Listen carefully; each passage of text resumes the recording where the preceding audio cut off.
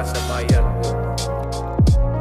Nung siya pa ang nakaupo, ramdam natin ang kaligtasan. Pagkat dahil sa kanya, ang krimen ay nabawasan. Mga adik inorasan at sila ay pinasuko. Sa bayan kong Pinas, siya ang tunay na may puso. Ngunit ngayong tapos na ang kanyang panunungkulan. Kung tratuhin ng gobyerno ay parang salot sa lipunan. Siya'y pinagkaisahan ng mga nakaupo. Sa laban mo kasama kaming mga taga Cotabato. Ganito ba talaga ang batas sa Pilipinas? Sino pa yung nasa tama ay siya pa ang nakaposas? Puti pa yung mga adik, meron kayong malasakit. Eh paano naman yung ginahas at pinatay ng adik? Sa guna niya nakasambi ang pagkamalapad silag. Mimbaso bang imatay no tagaw ang makagilag? Araw-araw may patayan na tila babaligsahan. At ang mga mahihirap ay lalo pang nahirapan. Duterte pa rin kahit na ano man ang mangyari. Duterte ang pinakamagaling na presidente. Sa laban mo Duterte kakampi mo ang marami. No